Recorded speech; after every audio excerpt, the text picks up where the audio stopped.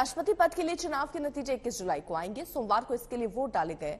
विपक्ष की ओर से कई पार्टियों के विधायकों ने क्रॉस वोटिंग कर यशवंत सिन्हा के राष्ट्रपति बनने की राह में पहले ही रोड़ा अटका दिया है।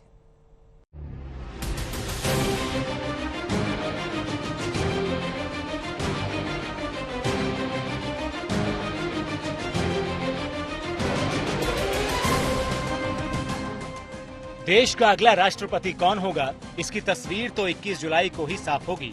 वैसे तो नंबर गेम में एनडीए उम्मीदवार द्रौपदी मुर्मू का पलड़ा भारी है। आज आनंद पूर्वक पूरे उत्साह के साथ मध्य प्रदेश में हमारे विधायक साथी राष्ट्रपति चुनाव के लिए वोटिंग कर रहे हैं और आनंद इस बात का है कि पहली बार एक आदिवासी बेटी, भारत की बेटी राष्ट्रपति बनेंगी।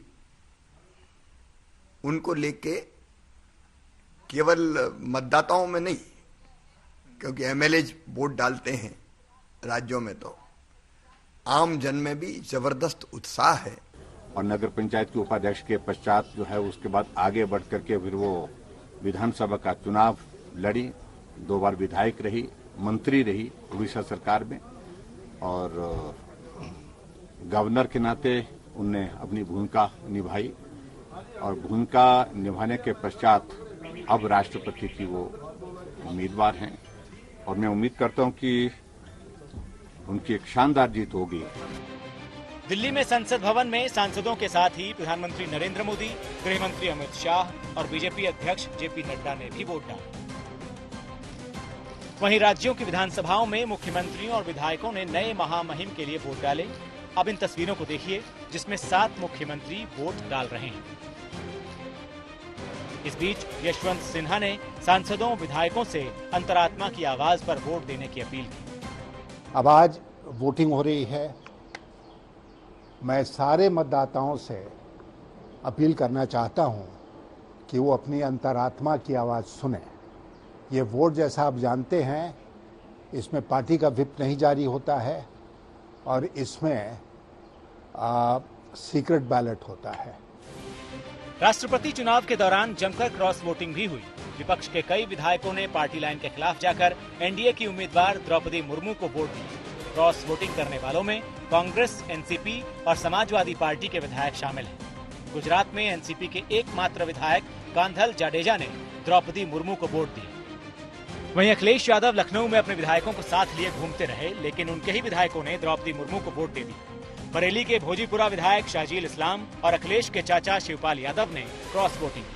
जिस ढंग से यशवंत सिन्हा जी ने आदरणीय मुलायम सिंह यादव जी को आईएसआई का एजेंट कहा था, वास्तव में सभी विधायक जो विपक्षी दलों के हैं बहुत दुखी हैं। वो चाहते हैं कि आदरणीय मुलायम सिंह यादव जी उत्तर प्रदेश के सर्वमान्य वयोवृद्ध नेता हैं। हम सब लोग भी उनका बहुत सम्मान करते हैं। इस प्रकार से उनके ऊपर अनर्गल आरोप जिन लोगों ने लगाए थे, उनको एक वोट भी उत्तर प्रदेश से पाने का अधिकार नहीं है। तो उनसे क्या सुझाव लिया है, हमसे क्या सुझाव लिया है? आज हम जानना, सबको पता है कि समाजवादी पार्टी में आजम भाई को छोड़ करके हमसे बड़ा सीनियर कौन है? तो क्या हमसे सुझाव लिया है? क्या हम विपक्ष के साथ गठबंधन सरकार चला चुके उद्धव ठाकरे पहले ही द्रौपदी मुर्मू को समर्थन का ऐलान कर चुके थे। वहीं झारखंड में कांग्रेस की सहयोगी झारखंड मुक्ति मोर्चा ने द्रौपदी मुर्मू को समर्थन दे दिया। जब सहयोगी ही साथ नहीं तो कांग्रेस के विधायकों में भी बगावत नजर आई। उधर आरजेडी नेता तेजस्वी यादव ने एक बार फिर द्रौपदी मुर्मू को रबर स्टैंप बता दिया। देश में जो माहौल है अराजकता का, नफरत का, घृणा का, भेदभाव का, जहां संविधान खतरे में है, लोकतंत्र खतरे में है, आज जरूरत है ऐसी पद पर, राष्ट्रपति पद पर ऐसे व्यक्ति को बैठाया जाए जो वाकई में सारी चीजों को देख सके।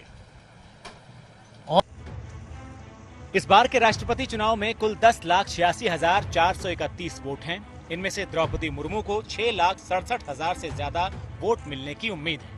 इनमें 3,08,000 वोट बीजेपी और उसके सहयोगी दलों के हैं। इसके अलावा उन्हें एआईएडीएमके, वाईएसआरसीपी, तेलुगु देशम पार्टी और शिवसेना के साथ ही जनता दल सेकुलर और झारखंड मुक्ति मोर्चा का भी समर्थन है। नॉमिनेशन के समय जहां द्रौपदी मुर्मू को करीब 50% वोट मिलने की उम्मीद थी, वहीं अब उन्हें 61% से भी ज्यादा वोट मिल सकते हैं। आंकड़ों के लिहाज से द्रौपदी मुर्मू की जीत तय मानी जा रही है और अगर वो इस पद के लिए चुनी गईं, तो वो देश की पहली आदिवासी और दूसरी महिला राष्ट्रपति होंगी। आज तक ब्यूरो।